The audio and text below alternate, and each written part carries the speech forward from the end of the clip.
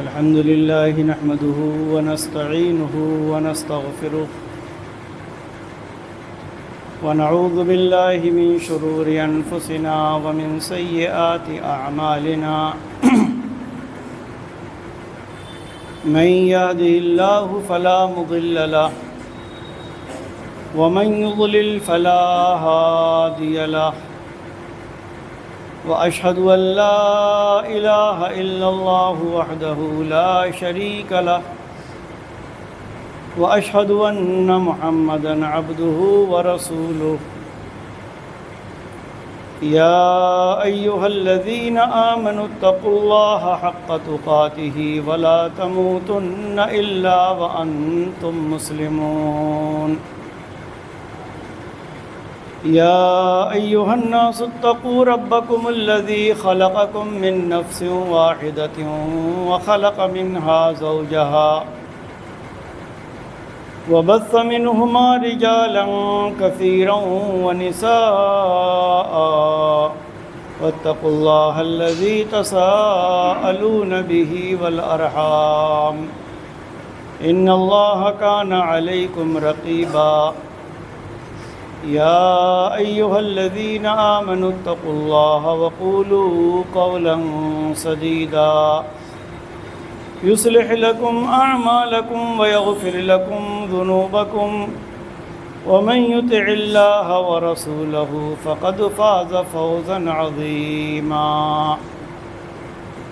أما بعد فإن خير الحديث كتاب الله وخير الهدي هدي محمد صلى الله عليه وسلم وشر الأمور محدثاتها وكل محدثة بدعة وكل بدعة ضلالة وكل ضلالة في النار أعوذ بالله السميع العليم من الشيطان الرجيم بسم الله الرحمن الرحيم لقد كان لكم في رسول الله أسوة حسنة لمن كان يرجو الله واليوم الآخر وذكر الله كثيرا رب اشرح لي صدري ويسر لي أمري واحلل عقدة من لساني يفقهوا قولي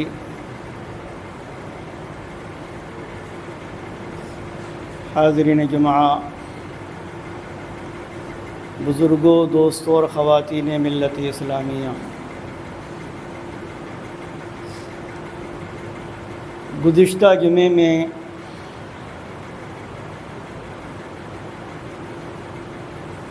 ہماری گفتگو ختم ہوئی تھی قرآن مجید کی ایک آیت پر، جس میں اللہ رب العالمین نے ارشاد فرمایا وَرَفَعْنَا لَكَ ذِكْرَكَ، جس کا معنی یہ ہے کہ اور ہم نے آپ کے ذکر کو، آپ کے تذکرے کو بلند فرمایا۔ اللہ رب العالمین کا یہ فرمان اس عظیم ہستی اور شخصیت کے بارے میں ہے جس کے تعلق سے چند باتیں گزشتہ جمعے میں آئی تھیں، اور ایک بنیادی بات یہ کہی گئی تھی اور آج پھر اس کو دہرایا جا رہا ہے کہ جس شخصیت اور جس عظیم ہستی کے بارے میں یہ بات کہی گئی ہے، وہ ہستی اور وہ شخصیت وہ ہیں کہ نہ آپ سے پہلے آپ کے مقام و مرتبہ کا کوئی انسان دنیا میں آیا، اور نہ آپ کے بعد قیامت تک آپ کے مقام اور مرتبے کا کوئی آ سکتا ہے۔ یعنی خاتم النبیین محمد الرسول اللہ صلی اللہ علیہ وسلم بے شمار فضائل بے شمار عظمتیں، بے شمار مناقب کہ ہم اور آپ بیان کرتے کرتے تھک جائیں۔ جس طرح سے اللہ رب العالمین کی حمد و ثنا ختم نہیں ہو سکتی، ایسے ہی محمد الرسول اللہ صلی اللہ علیہ وسلم کے مقام و مرتبے کا بیان ختم نہیں ہو سکتا۔ اگر ہم اردو شاعر کی زبان میں کہیں تو یوں کہہ سکتے ہیں کہ ایسا کہاں سے لائیں تجھ سا کہیں جسے، کوئی نہیں۔ اور صحابہ کرام میں ایک شخص ہیں جن کا نام حسان بن ثابت رضی اللہ عنہ، جلیل القدر صحابی بھی ہیں اور بہت بڑے شاعر بھی۔ ان کا لقب ہی ہے شاعر رسول، اور یہ وہ ہستی ہیں کہ جو اللہ کے نبی صلی اللہ علیہ وسلم کے سامنے اشعار پڑھا کرتے تھے۔ صحیح بخاری کی ایک حدیث کہ مسجد میں حضرت حسان رضی اللہ عنہ شعر پڑھ رہے تھے، اشعار پڑھ رہے تھے۔ اسی درمیان گزر ہوا عمر بن خطاب رضی اللہ عنہ کا۔ عمر بن خطاب رضی اللہ عنہ نے عجیب طرح سے حضرت حسان رضی اللہ عنہ کی طرف دیکھا، یعنی ان کو مسجد میں حسان کا شعر پڑھنا اچھا نہیں لگا۔ ایک طرح سے انہوں نے نکیر کی، تو حضرت حسان رضی اللہ عنہ نے جواب دیا کہ میں اس مسجد میں اس شخصیت کے سامنے اشعار پڑھا کرتا تھا جو آپ سے زیادہ عظیم مرتبے والی شخصیت تھی، یعنی محمد الرسول اللہ صلی اللہ علیہ وسلم کے سامنے۔ اور اپنی اس بات کو پختہ کرنے کے لیے وہ گئے ابو ہریرہ رضی اللہ عنہ کے پاس اور کہا کہ اے ابو ہریرہ، کیا آپ نے اللہ کے رسول صلی اللہ علیہ وسلم کی زبان سے یہ سنا ہے کہ اے حسان، تم میری طرف سے کچھ قریش کی زیادتیوں کا، قریش نے جو مذمت کی ہے میری، اس کا تم جواب دو؟ اور میں نے جواب دیا، اور اللہ تعالیٰ نے دعا کی تھی اس موقع پر کہ اللہم ایدہ بروح القدس، کہ اے اللہ جو کچھ حسان کہتے ہیں یا کہہ رہے ہیں تو جبریل علیہ السلام کے ذریعے سے ان کی مدد فرما۔ تو حضرت ابو ہریرہ رضی اللہ عنہ نے حسان رضی اللہ عنہ کے اس قول کی تائید کی کہ ہاں اللہ کے نبی صلی اللہ علیہ وسلم نے یہ فرمایا۔ جانتے ہیں حسان نے کیا کہا تھا؟ محمد الرسول اللہ صلی اللہ علیہ وسلم کی منقبت میں انہوں نے کہا تھا وَأَحْسَنَ مِنْكَ لَمْ تَرَا قَطُّ عَيْنِي وَأَجْمَلَ مِنْكَ لَمْ تَلِدِ النِّسَاءُ، آپ سے زیادہ حسن و جمال والا میری آنکھ نے اب تک کوئی نہیں دیکھا، وَأَجْمَلَ مِنْكَ لَمْ تَلِدِ النِّسَاءُ، اور آپ سے زیادہ خوبصورت کسی عورت نے کوئی بچہ نہیں جنا۔ آپ سے زیادہ حسین، آپ سے زیادہ جمیل، آپ سے زیادہ خوبصورت نہ خلقی اور تخلیق کے اعتبار سے کوئی ہے اور نہ سیرت کے اعتبار سے کوئی ہے۔ اور آگے کہتے ہیں حسان خلقت مبرئا من کل عیب کأنک قد خلقت کما تشاء، آپ کو تو ہر عیب، ہر خرابی سے پاک پیدا کیا گیا ہے، لگتا ایسا ہے کہ جیسا آپ نے چاہا رب کائنات نے آپ کو ویسے ہی بنا دیا، ویسے ہی پیدا کر دیا۔ ظاہر ہے آپ سے زیادہ حسین، آپ سے زیادہ خوبصورت، آپ سے زیادہ خوبصیرت، آپ سے زیادہ بااخلاق، آپ سے زیادہ عظیم مرتبے والا اور کون ہو سکتا ہے؟ قرآن میں اللہ رب العالمین نے آپ کے مراتب بیان کرتے ہوئے کہیں فرمایا ما کان محمد ابا احد من رجالکم ولکن رسول اللہ وخاتم النبیین، محمد صلی اللہ علیہ وسلم تم میں سے کسی مرد کے باپ نہیں، آپ کے جو بھی بچے پیدا ہوئے، جو بیٹے پیدا ہوئے، وہ انتقال کر گئے، بیٹیاں بچیں، فرمایا اللہ تبارک و تعالی نے کسی مرد کے باپ نہیں ہیں بلکہ یہ اللہ کے رسول ہیں، وخاتم النبیین، اور خاتم النبیین، کوئی نبی نہیں آپ کے بعد اس سے بڑا مرتبہ اور اس سے بڑی عظمت اور کیا ہو سکتی؟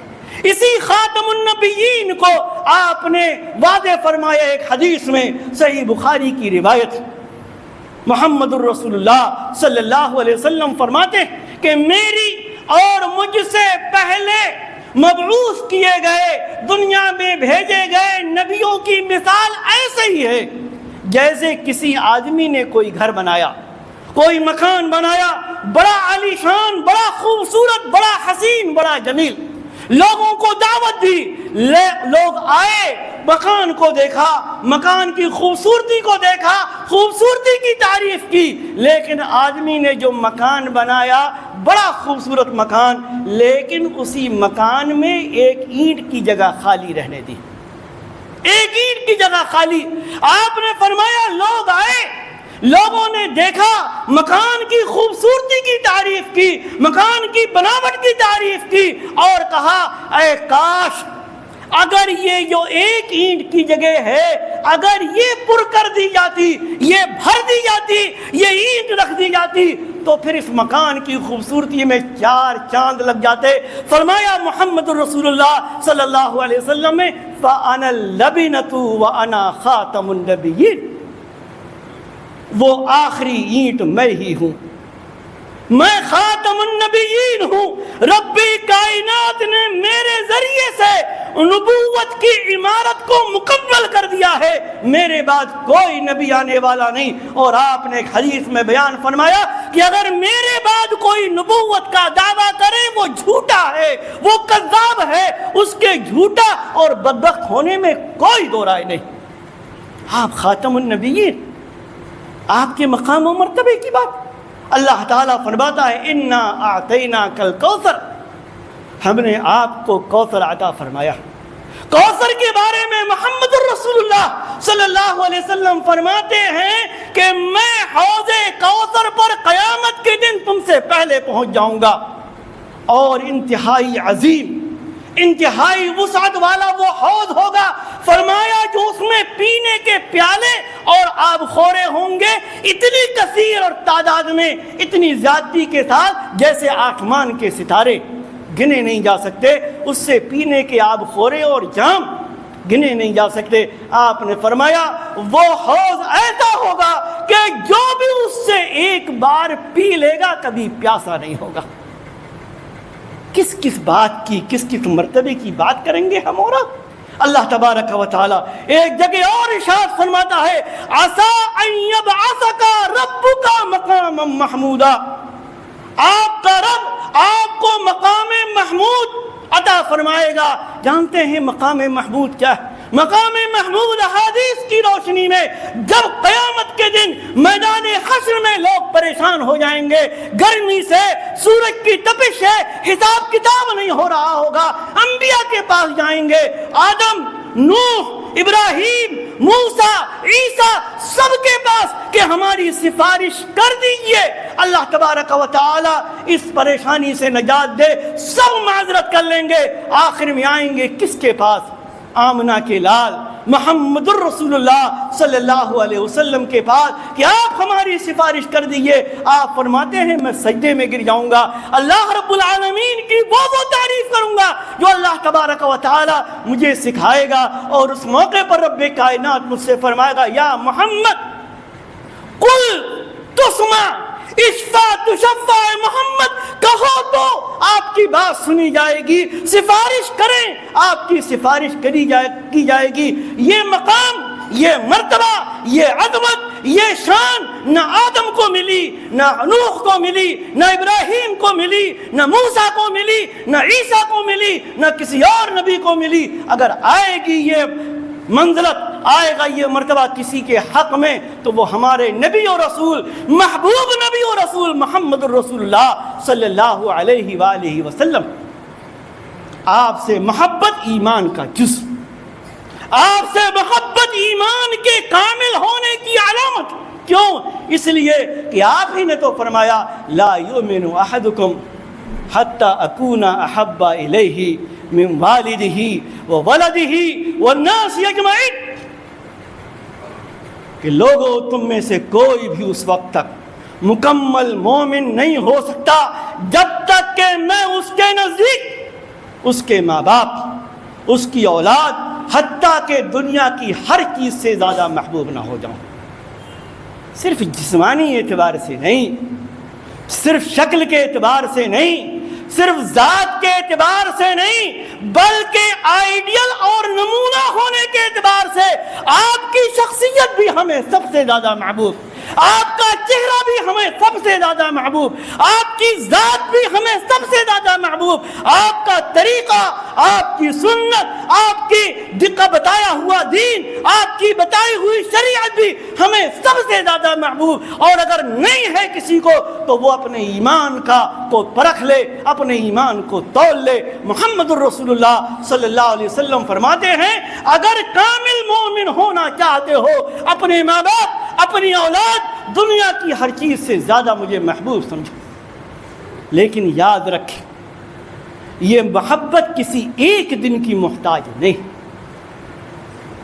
کسی ایک دن کی محتاج نہیں ہے کہ ایک دن نبی کی ولادت کا دن، نبی کی پیدائش کا دن، نبی جس دن اس دنیا میں آئے اس دن کا دن بس منا لیا جائے، جلوس نکال کر، جھنڈیاں لگا کر اور نہ جانے کیا کیا کر کے۔ ہاں اگر محبت ہے اور نبی کے یوم ولادت کو اگر کسی طریقے سے منانا ہی ہے تو آؤ، صحیح مسلم کی حدیث اٹھاؤ۔ اللہ کے رسول صلی اللہ علیہ وسلم سے بہت سارے روزوں کے بارے میں پوچھا گیا، عرفہ کے روزے کے بارے میں، محرم کے روزے کے بارے میں، اور اسی میں آپ سے پوچھا گیا سوموار کے روزے کے بارے میں، 12 ربیع الاول کے روزے کے بارے میں نہیں، سوموار کے روزے کے بارے میں آپ نے فرمایا یہ سوموار کا دن وہ دن ہے کہ جس دن میں پیدا کیا گیا، اور یہ وہ دن ہے کہ جس دن میرے اوپر وحی نازل ہوئی۔ یعنی روزہ رکھو اس دن روزہ رکھو۔ تاریخ کی بات آپ نے نہیں کی، مہینے کی بات آپ نے نہیں کی، آپ نے دن کی بات کی۔ اگر کسی کو واقعی اپنے نبی، اپنے رسول محمد صلی اللہ علیہ وسلم سے محبت، عشق نہیں، محبت، یہ تو عجیب و غریب لفظ ہے، عجیب و غریب لفظ، عشق رسول۔ میں کبھی عشق والد کہتا ہوں، میں کبھی کہتا ہوں کہ میں اپنے ابا کا عاشق ہوں، میں اپنی امی کا عاشق ہوں، میں اپنے بھائی کا عاشق ہوں، میں اپنی بہن کا عاشق ہوں، میں فلاں کا عاشق ہوں۔ جو لفظ ہم اپنی دنیا میں کسی کے لیے استعمال نہیں کرتے، کیوں؟ اس لیے کہ ہماری زبان میں وہ دوسرے انداز میں استعمال ہوتا ہے، اس کو نبی کے لیے ہم روا سمجھتے۔ کیا بات، کیا بات۔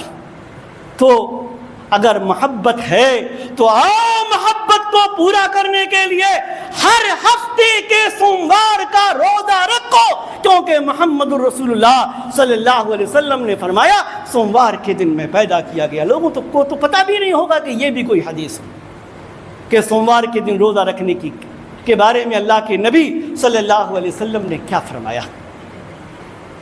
اس کے بجائے ہم نے آپ سے محبت کے ایسے ایسے طریقے یاد کر لیے، اور جو نہ کرے اس کی محبت محبت نہیں، ہماری محبت سب سے اوپر ہے۔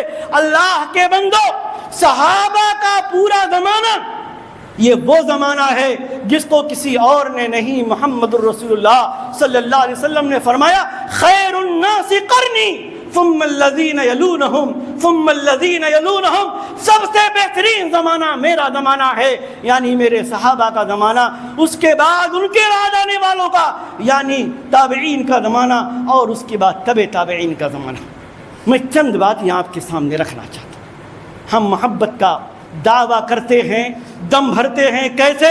اللہ کے نبی صلی اللہ علیہ وسلم کا یوم ولادت منا کر، اس کو عید کا نام دے کے محمد الرسول اللہ صلی اللہ علیہ وسلم نے فرمایا کہ سوموار کے دن میں پیدا ہوا، اس دن روزہ رکھو، رکھنا چاہتے ہو، اور ہم اس کو عید کا دن منا دیں۔ ذرا بتائیں کیا عید کے دن بھی شریعت میں روزہ رکھنا جائز ہے؟ نہیں، اور قطعا نہیں۔ یہ خود حدیث بتا رہی ہے کہ نبی کے یوم ولادت کو عید کا دن کہنا ہی شریعت کے خلاف.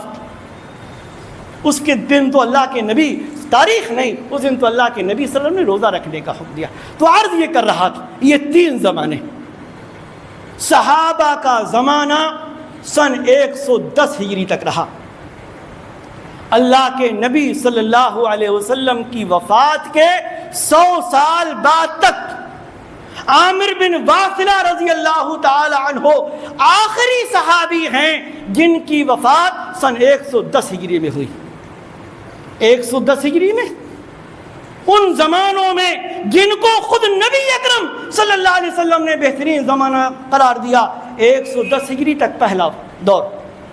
دوسرا دور تابعین کا، جس کے بارے میں کہا جاتا ہے کہ آخری تابعی کی وفات یا تو سن 171 ہجری یا سن 181 ہجری میں ہوئی. یہ دوسرا دور. اور تیسرا دور جس کو آپ صلی اللہ علیہ وسلم نے بہترین دور قرار دیا، تبع تابعین کا دور. آخری تبع تابعی جن کی وفات ہوئی 220 ہجری میں. 220 ہجری. آپ ایمانداری سے کوئی ضعیف حدیث ہی ایسی لے آئیں کہ صحابہ کے دور میں، تابعین کے دور میں، تبع تابعین کے دور میں لوگوں نے محمد الرسول اللہ صلی اللہ علیہ وسلم کا یوم ولادت منایا ہو کس طریقے سے آج مسلمان منا رہے ہیں. اور ایک چیز بتاؤں، ایک جملہ ہم بہت سنتے ہیں، چاروں امام برحق. میں اس میں نہیں جاؤں گا. ایک بات یہاں کہنا چاہتا ہوں. ائمہ کا دور، ائمہ اربعہ کا دور سن 80 ہجری سے لے کر 241 یا 242 ہجری تک ہے. امام ابو حنیفہ رحمۃ اللہ علیہ کی ولادت سن 80، وہ پیدا ہوئے، دنیا میں آئے سن 80 ہجری میں. اور امام احمد بن حنبل رحمۃ اللہ علیہ کی وفات ہوئی 241 یا 242 ہجری میں. چلو تھوڑی دیر کے لیے ہی تسلیم کر لیتے ہیں، چاروں ائمہ برحق. چاروں ائمہ نے جو کام کیے ٹھیک کی. ایمانداری کے ساتھ ان چاروں ائمہ کی سیرت یا قول سے کوئی ایسی دلیل ڈھونڈ لیجئے کہ جو اس بات پر دلالت کرتی ہو کہ ائمہ اربعہ نے محمد الرسول اللہ صلی اللہ علیہ وسلم کا یوم ولادت منایا ہو. صحابہ نے نہیں منایا. خلفائے اربعہ ابو بکر، عمر، عثمان، علی، اور ان کے بعد اور شامل کر لیجیے حضرت حسن رضی اللہ تعالی عنہ. کیا ان کی محبت میں بھی کوئی شک کر سکتا؟ خلیفہ، امام وقت ہیں، حکمراں ہیں، ابو بکر بھی، عمر بھی، عثمان بھی، علی بھی، اور علی کے بعد آپ کے بیٹے حضرت حسن رضی اللہ تعالی عنہ. خلافت راشدہ کا یہ دور تقریباً 30 سال کا دور. اس 30 سال میں کسی بھی خلیفہ نے، کسی بھی شخص نے حضرت محمد الرسول اللہ صلی اللہ علیہ وسلم کا یوم ولادت منایا. ہم کہاں سے لے کر آئیں گے؟ ہاں، جو سیرت نگاروں نے لکھا ہے وہ یہ کہ 6 صدی ہجری کے آخر میں فاطمی ایک حکومت آئی تھی، جس کے بارے میں پڑھ لیجئے گا کہ یہ کن کی حکومت تھی. اہل تشیع کی حکومت تھی، حکومت فاطمیہ، خلافت فاطمیہ. اس میں ایک حکمراں تھا جس کا نام ملک مظفر ابو سعید کوکبوری تھا. 6 صدی ہجری کے آخر یا 7ویں صدی ہجری کے شروع میں اس نے یہ کام ایجاد کیا. آج ہم اس کے چیز کو تو لے کر ہم نبی سے محبت کی بات کرتے ہیں، صحابہ سے کے دور کی بات نہیں کرتے، تابعین کے دور کی بات نہیں کرتے، تبع تابعین کے دور کی بات نہیں کرتے، ائمہ اربعہ کے دور کی بات نہیں کرتے. ائمہ اربعہ کا دور 242 ہجری میں ختم ہوا. تقریباً اس کے 250 سال کے بعد ایک آدمی نے جو کام شروع کیا، ہم اس کو لے کر اور محبت کی بات کرتے. محبت تو وہ ہے جو خود سے نہیں دوسرے جس کو بیان کریں. ایک بات کہنا چاہتا ہوں, حضرت عروہ بن مسعود رضی اللہ تعالی عنہ حدیبیہ کے موقع پر وہ مسلمان نہیں تھے, قریش کے سفیر بن کر آئے تھے اللہ کے نبی صلی اللہ علیہ وسلم کی خدمت. اور اس موقع پر جو انہوں نے صحابہ کی محبت دیکھی تھی وہ بیان کی ہے. امام بخاری رحمہ اللہ نے اپنی صحیح میں اور دیگر محدثین نے اس حدیث کو بیان کیا ہے. عروہ بن مسعود جب گئے قریش کے پاس واپس تو انہوں نے صحابہ کرام کی محبت کا تذکرہ کرتے ہوئے کہا تھا کہ قریش کے لوگوں سنو, میں بڑے بڑے بادشاہوں کے دربار میں گیا ہوں, قیصر کے یہاں گیا, کسریٰ کے یہاں گیا, نجاشی کے یہاں گیا, میں نے کسی بھی شخص کو اپنے بادشاہ کی اتنی توقیر اور محبت کرتے ہوئے نہیں دیکھا جتنا محمد رسول اللہ صلی اللہ علیہ وسلم کے صحابہ محمد صلی اللہ علیہ وسلم سے کرتے. فرمایا ان کا بلغم جو وہ تھوکتے ہیں صحابہ اپنے ہاتھوں میں لے کر اس کو اپنے چہرے اور جسم پر مل لیتے ہیں. جب وہ کوئی حکم دیتے ہیں اس پر عمل کرنے کے لیے دوڑ پڑتے ہیں. وضو کا پانی زمین پر نہیں گرنے دیتے. وہ محبت اور تعظیم کی وجہ سے آنکھ بھر کر آپ کو دیکھ نہیں پاتے, اور جب آپ کوئی بات کرتے ہیں وہ ہماتن خاموش ہو کر جیسے سروں پر چڑیاں بیٹھی ہوں اس طریقے سے وہ سنتے ہیں. ایسی محبت میں نے کسی کو کرتے ہوئے نہیں دیکھا.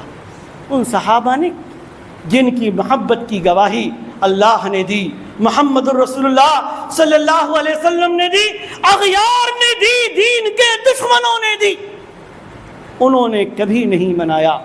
آج ہم نے اسی کو معیار بنا لیا. نمازیں ہم چھوڑیں اور دوسرے کام ہم کریں, لیکن اگر ایک دن ربیع الاول کی 12 تاریخ کو ہم جلوس نکال لیں, نعرے لگا لیں, نعتیں پڑھ لیں, منقبت پڑھ لیں تو اس محبت میں ہمارے کوئی کمی نہیں آتی, محبت بڑھتی. اور ہمارا ایمان کہاں گیا؟ کیک بناتے ہیں, کیک پر لکھتے ہیں محمد الرسول اللہ صلی اللہ علیہ وسلم, اور اسی کیک پر اسی نام محمد پر چھری اور چاقو چلاتے ہیں. محبت دیکھنی ہے تو آؤ دیکھو. صحیح بخاری کی روایت, حدیبیہ کے موقع پر جب صلح نامہ لکھا جانے لگا, اللہ کے نبی صلی اللہ علیہ وسلم نے لکھوایا من محمد الرسول اللہ. قریش نے جو بھی ان کا سفیر تھا اس نے اعتراض کیا کہ رسول اللہ مت لکھوائیے, اگر ہم آپ کو اللہ کا رسول مانتے تو یہ سب مسائل ہی پیدا نہیں ہوتے, لکھوائیے محمد ابن عبداللہ. آپ نے علی رضی اللہ عنہ سے کہا مٹا دو رسول اللہ. علی کے الفاظ حدیث میں محفوظ ہیں, حدیث کی کتابوں نے انہوں نے کہا تھا لا امحوک ابدا, واللہ لا امحوک ابدا, اللہ کی قسم میں اپنے ہاتھ سے محمد الرسول اللہ نہیں مٹا سکتا. آج ہم محمد الرسول اللہ صلی اللہ علیہ وسلم کی محبت میں نام محمد پر چاقو اور چھری چلا رہے ہیں. اللہ کے بندو, اللہ کے نبی کی یاد کے لیے کوئی دن, کسی دن کی ضرورت نہیں. ہماری نماز, ہماری اذان, ہماری اقامت, وضو کے بعد کی دعا, کوئی بھی اللہ کے ذکر کے بعد محمد الرسول اللہ صلی اللہ علیہ وسلم کے ذکر سے خالی ہے. ایک مومن کا کام تو یہ ہے وہ مسجد میں آتا ہے دایاں پیر پہلے بڑھاتا ہے, کیوں؟ اس لیے کہ جانتا ہے کہ یہ نبی کی سنت. ٹوائلٹ میں جاتا ہے پہلے باں کو اندر رکھتا ہے, کیوں؟ اس لیے کہ وہ جانتا ہے کہ یہ میرے نبی کی سنت.